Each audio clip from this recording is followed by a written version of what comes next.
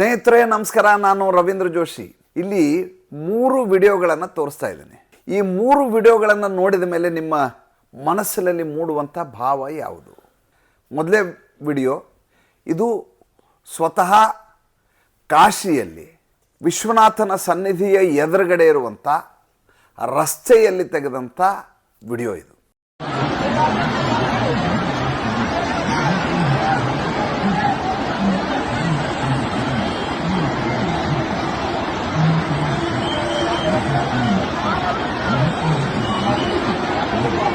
ಎರಡನೇದ್ದು ಮತ್ತು ಮೂರನೇದ್ದು ಅಯೋಧ್ಯೆಯಲ್ಲಿ ಈಗಿರುವಂಥ ಪರಿಸ್ಥಿತಿಯ ಕುರಿತಾದಂಥ ವಿಡಿಯೋ. ಇದು ನನ್ನ ಅಲ್ಲಿ ಆತ್ಮೀಯ ಸ್ನೇಹಿತರು ಕಳಿಸಿರುವಂಥ ವಿಡಿಯೋ.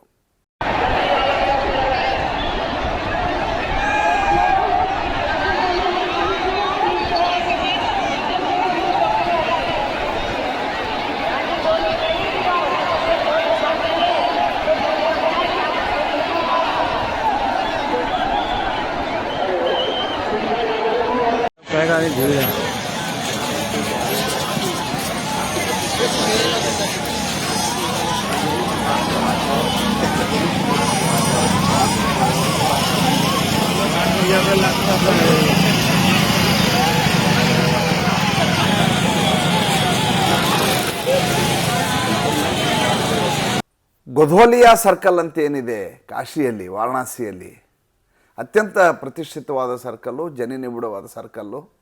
ಎಲ್ಲರೂ ಆ ವೃತ್ತದ ಮೂಲಕವೇ ರಥಯಾತ್ರಾ ಬೀದಿಯ ಮೂಲಕ ಹೋಗೋದು ಮತ್ತು ಕಾಶಿ ವಿಶ್ವನಾಥ ದೇವಸ್ಥಾನಕ್ಕೆ ಹೋಗಿ ದರ್ಶನ ಮಾಡೋದು. ಇಡೀ ರಸ್ತೆಯಲ್ಲಿ ಒಂದು ಇರುವೆ ಕೂಡ ಹೋಗಲಿಕ್ಕಾಗಲಾರದಷ್ಟು ಜನ ಸೇರ್ತಾರೆ. ಅಂದರೆ ಈ ದೇಶದಲ್ಲಿ ಹಿಂದುತ್ವದ ಬಗ್ಗೆ ಜನರಿಗಿರುವಂಥ ಅಪಾರವಾದಂಥ ಅನನ್ಯವಾದಂಥ ಶ್ರದ್ಧೆ ಏನು ಅಂತ ಯಾರಿಗಾದರೂ ಅರ್ಥ ಆಗತ್ತೆ. ಇನ್ನೆರಡು ಅಯೋಧ್ಯೆಯು. ಬಹುಶಃ ಕಳೆದ ವರ್ಷ ಜನವರಿ 22 ಯಾವ ಪ್ರಾಣ ಪ್ರತಿಷ್ಠಾಪನೆ ಆಯಿತು ಶ್ರೀರಾಮಚಂದ್ರದ್ದು, ಆ ಸಂದರ್ಭದಲ್ಲಿಯೂ ಕೂಡ ಈ ರೀತಿಯದಾದಂಥ ಜನಪ್ರವಾಹ ಅಲ್ಲಿ ಹರಿದು ಬಂದಿಲ್ಲ. ಆ ರೀತಿ ಜನಪ್ರವಾಹ ಬಂದಿದೆ. ಜನವರಿ 26 ಒಂದೇ ಒಂದು ದಿವಸ 25 ಲಕ್ಷ ಜನ ಅಯೋಧ್ಯೆಗೆ ದಾಂಗುಡಿ ಇಟ್ಟಿದ್ದಾರೆ. ಇಲ್ಲಿ ಬಹಳ ದೊಡ್ಡ ಸಮಸ್ಯೆ ಆಗಿದೆ. ನನಗೆ ಮೊನ್ನೆಯಿಂದ ನಾನು ಯಾವಾಗ ಈ ಮಹಾಕುಂಭದ ಬಗ್ಗೆ ವಿಡಿಯೋ ಮಾಡಲಿಕ್ಕೆ ಶುರು ಮಾಡಿದ್ನೋ ಆವಾಗ ನಿರಂತರವಾಗಿ ನನಗೆ ಕರೆಗಳು ಬರ್ತಾ ಇದ್ದಾವೆ. ಆ ಕರೆಯಿಂದ ನನಗೆ ಅನಿಸಿದ್ದೇನೆಂದರೆ, ಈ ದೇಶದ ಪ್ರತಿಯೊಬ್ಬ ವ್ಯಕ್ತಿಗೂ ಕೂಡ ಇಂಥದ್ದೊಂದು ಮಹೋತ್ಸವದಲ್ಲಿ ಪಾಲ್ಗೊಳ್ಳಲೇಬೇಕು ಎನ್ನುವಂಥ ಅನನ್ಯವಾದಂಥ ಅಭೀಪ್ಸೆ ಇದೆ. ಅದನ್ನು ಕಾರ್ಯಗತಗೊಳಿಸ್ಲಿಕ್ಕೆ ಬೇಕಾದಂಥ ತಯಾರಿಯನ್ನು, ಸರ್ವಸಿದ್ಧತೆಯನ್ನು ಜನ ಮಾಡ್ಕೋತಾ ಇದ್ದಾರೆ. ಯಾವ ಕ್ಷಣದಲ್ಲಾದರೂ ಕೂಡ ಇವರು ಯಾತ್ರೆಗೆ ಹೊರಡುವಂಥ ಸಂಕಲ್ಪದಲ್ಲಿದ್ದಾರೆ ಅಂತ ಸ್ಪಷ್ಟವಾಗಿ ಗೊತ್ತಾಗ್ತಾ ಇತ್ತು. ನಾನು ಇಷ್ಟೊಂದು ಕರೆಗಳನ್ನು ನಿರೀಕ್ಷೆಯನ್ನು ಮಾಡಿರಲಿಲ್ಲ ಮತ್ತು ಈ ರೀತಿಯಾಗಿ ನನಗೆ ರೆಸ್ಪಾನ್ಸ್ ಬರುತ್ತೆ ಅನ್ನುವಂಥ ಕಲ್ಪನೆ ಕೂಡ ಇರಲಿಲ್ಲ. ನಾನು ಈ ಹಿಂದೆ ಕೂಡ ಕಾಶಿ ಬಗ್ಗೆ ನಿರಂತರವಾಗಿ ಸಂಚಿಕೆಗಳನ್ನು ಮಾಡಿದ್ದೇನೆ, ತಮಗೆಲ್ಲ ಗೊತ್ತಿದೆ. ಆದರೆ ಈ ಬಾರಿ ಯಾವ ರೀತಿಯ ಪ್ರತಿಕ್ರಿಯೆಯನ್ನು ವ್ಯಕ್ತಪಡಿಸಿದರು ಅಂದರೆ, ಈ ದೇಶದಲ್ಲಿ ಬರುವಂಥ 144 ವರ್ಷಗಳ ನಂತರ ಬರುವಂಥ ಒಂದು ಮಹಾಕುಂಭವನ್ನು ನಾವು ನೋಡುವುದನ್ನು, ಅದರಲ್ಲಿ ಭಾಗಿಯಾಗುವುದನ್ನು ತಪ್ಪಿಸ್ಕೊಂಡು ಬಿಟ್ಟರೆ ಇನ್ನೊಂದು ಬಾರಿ ಇಂಥ ಅವಕಾಶ ಸಿಗುವುದಿಲ್ಲ ಎನ್ನುವಂಥ ಅಭಿಪ್ರಾಯದಲ್ಲಿ ಜನ ಇದ್ದಾರೆ. ಆದರೆ ಒಂದು ಸ್ವಲ್ಪ ತೊಡಕು ಏನು ತೊಡಕು? ಕಳೆದ 2 ವರ್ಷಗಳಿಂದ ಉತ್ತರ ಪ್ರದೇಶದ ಮುಖ್ಯಮಂತ್ರಿ ಯೋಗಿ ಆದಿತ್ಯನಾಥ್ ಇಂಥದ್ದೊಂದು 40 ಕೋಟಿ ಜನ ಬರುವಂಥ ಅತಿ ದೊಡ್ಡದಾದಂಥ ಉತ್ಸವಕ್ಕೆ ಬೇಕಾದಂಥ ಎಲ್ಲ ತಯಾರಿಗಳನ್ನು ಮಾಡಿದ್ದಾರೆ. ಎಲ್ಲ ತಯಾರಿಗಳನ್ನು, ಅಲ್ಲಿಯ ರಸ್ತೆಗಳು, ಅಲ್ಲಿ ಬೇಕಾದಂಥ ವಿದ್ಯುತ್ ದೀಪಗಳು, ವಾಹನ ಸಂಚಾರ, ಲಾ ಆ್ಯಂಡ್ ಆರ್ಡರು, ಬೇಕಾದಂಥ ಉಳಿದ ಎಲ್ಲ ಮೂಲಭೂತ ಸೌಕರ್ಯಗಳು, ಬಸ್ಸು, ಟ್ರೇನು, ಅದಕ್ಕೆ ಬೇಕಾದಂಥ ದುಡ್ಡು ಎಲ್ಲವನ್ನು ಯಾವ ರೀತಿ ಮಾಡಲಿಕ್ಕೆ ಬೇಕೋ ಅದೆಲ್ಲವನ್ನು ಏರ್ಪಾಡು ಮಾಡಿಕೊಂಡು ಇಂಥದ್ದೊಂದು ಉತ್ಸವವನ್ನು ನಡೆಸ್ತಾ ಇದ್ದಾರೆ. ಆದರೆ ಕಾಶಿ ಸನಾತನ ಊರು, ಭಾರತ ದೇಶದ ಪ್ರಾಚೀನ ಊರುಗಳಲ್ಲಿ ಒಂದು, ಪ್ರಾಚೀನ ಊರುಗಳಲ್ಲೇ ಪ್ರಮುಖವಾದಂಥದ್ದು ಕಾಶಿ. ಸ್ವತಃ ಶಿವಪಾರ್ವತಿಯರು ಮದುವೆ ಆದ ತಕ್ಷಣ ಬಂದಂಥ ಪೌರಾಣಿಕ ಸ್ಥಳ ಇದು, ಪವಿತ್ರ ಸ್ಥಳ. ಅಂಥ ಕಾಶಿ ಯಾವುದೇ ಸಿದ್ಧತೆಯನ್ನು ಮಾಡಿಕೊಳ್ಳಲಾರದೆ ಇಂಥದ್ದೊಂದು ದಿಬ್ಬಣಕ್ಕೆ ಸಿದ್ಧ ಆಗಬೇಕು ಅಂತಂದರೆ, ಇಂಥದ್ದೊಂದು ದಿಬ್ಬಣವನ್ನು ಎದುರಿಸಬೇಕು ಅಂದರೆ ಎಷ್ಟರ ಮಟ್ಟಿಗೆ ಕಷ್ಟಕರ ಇರಬಹುದು ಸುಮ್ಮನೆ ಆಲೋಚನೆ ಮಾಡಿ ನೋಡಿ. ಇವತ್ತು ನೀವು ಗೊಧೋಲಿಯ ಸರ್ಕಲ್ನಿಂದ, ಚೌರಾಹೆಯಿಂದ ನೀವು ಯಾವುದೇ ಕಾರಣಕ್ಕೂ ದೇವಸ್ಥಾನದವರೆಗೆ ಹೋಗಲಿಕ್ಕೆ ಸಾಧ್ಯ ಆಗಲಾರದಷ್ಟು ಜನ ಸೇರಿಬಿಟ್ಟಿದ್ದಾರೆ. ದರ್ಶನದ ಮಾತಿರಲಿ, ನಡ್ಕೊಂಡು ಹೋಗಲಿಕ್ಕೂ ಸಾಧ್ಯ ಆಗೋದಿಲ್ಲ. ದರ್ಶನದ ಪ್ರಶ್ನೆ ಆಮೇಲೆ, ನಡ್ಕೊಂಡು ರಸ್ತೆಯಲ್ಲಿ ಹೋಗ್ಲಿಕ್ಕೆ ಆಗಲಾರದಷ್ಟು ಜನ ಸೇರಿದ್ದಾರೆ. ಅದು ಯಾವುದೇ ಒಂದು ವರ್ಗ, ಯಾವುದೇ ಒಂದು ಸಮುದಾಯ ಅಥವಾ ಯಾವುದೇ ಒಂದು ವಯಸ್ಸು ಹಾಗಲ್ಲ. ಮಕ್ಕಳಿಂದ ಹಿಡಿದು, ಯುವಕರಿಂದ ಹಿಡಿದು, ಯುವತಿಯರಿಂದ ಹಿಡಿದು ಆಬಾಲ ವೃದ್ಧರವರೆಗೆ ಪ್ರತಿಯೊಬ್ಬರೂ ಈ ಮಹೋತ್ಸವದಲ್ಲಿ ಪಾಲ್ಗೊಂಡ ನಂತರ ಕಾಶಿಯಲ್ಲಿ ವಿಶ್ವನಾಥನ ಸನ್ನಿಧಿಗೆ ಬಂದಿದ್ದಾರೆ. ಇಲ್ಲಿ ಕೂಡ ಗಂಗೆಯಲ್ಲಿ ಮೀಯಬೇಕು ಅಂತ ಬಂದಿದ್ದಾರೆ.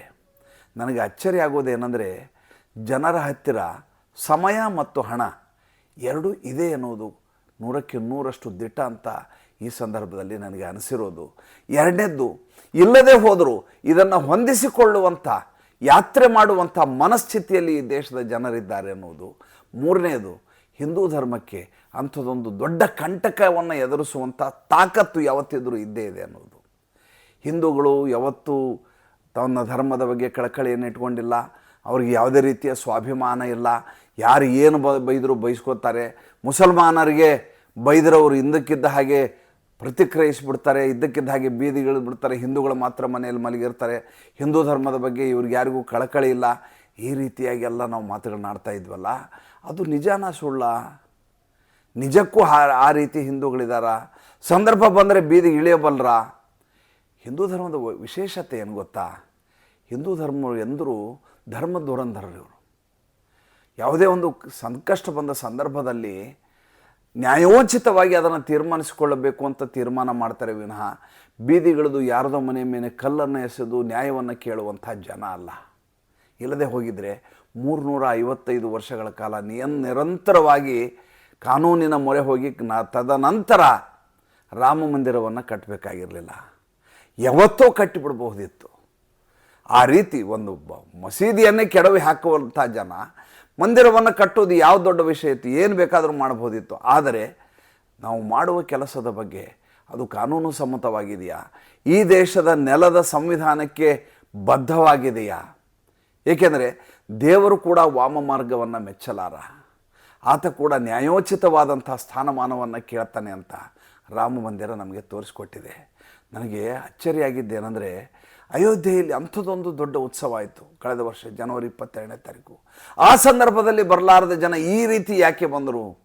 ಯಾಕೆ ಈ ರೀತಿ ಬಂದರು ಅಂದರೆ, ಈ ದೇಶದ ಜನರಿಗೆ ಅರ್ಥ ಆಗಿದೆ, ನನ್ನ ಧರ್ಮದ ಕುರಿತು ನಾನು ಕಳಕಳಿಯನ್ನು ಹೊಂದದೆ ಹೋದರೆ, ನನ್ನ ಧರ್ಮದ ಬಗ್ಗೆ ನಾನೇ ವಾಂಚಲ್ಯವನ್ನು ಇಟ್ಕೊಳ್ಳದೆ ಹೋದರೆ ನನ್ನ ಧರ್ಮವನ್ನು ಬೇರೆ ಯಾರೂ ರಕ್ಷಿಸಲಾರರು ಅಂತ ಅವರಿಗೆ ಗೊತ್ತಾಗಿದೆ.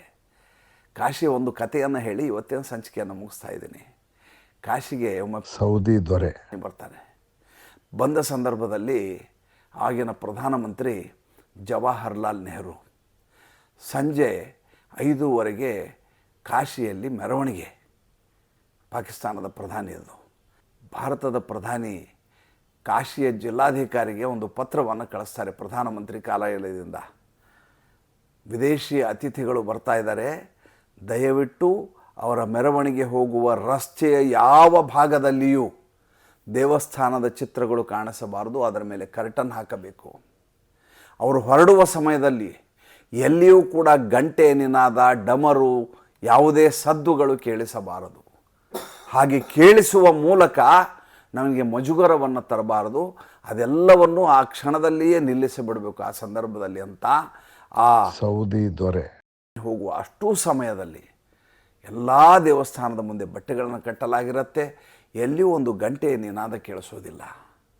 ಅಂಥ ಭಾರತ ದೇಶ ಆ ರೀತಿ ಹಿಂದೂಗಳ ಮೇಲೆ ದೌರ್ಜನ್ಯ ನಡೆಸಿದಂಥ ದೇಶದಲ್ಲಿ ಇವತ್ತು ಅದೇ ದೇಶದ ಗೃಹ ಮಂತ್ರಿ ಮಿಂದೇಳ್ತಾರೆ ಗಂಗೆ ತ್ರಿವೇಣಿ ಸಂಗಮದಲ್ಲಿ, ಅದೇ ಮಹಾಕುಂಭದಲ್ಲಿ, ಅದೇ ಉತ್ತರ ಪ್ರದೇಶದಲ್ಲಿ ನರೇಂದ್ರ ಮೋದಿಯವರು 5ನೇ ತಾರೀಕು ಬಂದು ತಾವು ಕೂಡ ಪುಣ್ಯ ಸ್ನಾನವನ್ನು ಮಾಡ್ತಾರೆ ಅಂದರೆ ಪರ್ವ ಬದಲಾಗಿದೆ ಅಂತ ಅರ್ಥ ತಾನೆ. ಮತ್ತು ಮುಂದಿನ ಸಂಚಿಕೆಯಲ್ಲಿ ಮಾತಾಡ್ತೇನೆ. ಸಂಚಿಕೆ ಇಷ್ಟ ಆಗಿದ್ದರೆ ಲೈಕ್ ಮಾಡಿ, ಫಾಲೋ ಮಾಡಿ, ಶೇರ್ ಮಾಡಿ. ದಯವಿಟ್ಟು ನಮ್ಮ ಮುಕ್ತ ಪತ್ರಿಕೋದ್ಯಮಕ್ಕೆ ಆರ್ಥಿಕವಾಗಿ ಬೆಂಗಾವಲಾಗಿ ನಮಸ್ಕಾರ.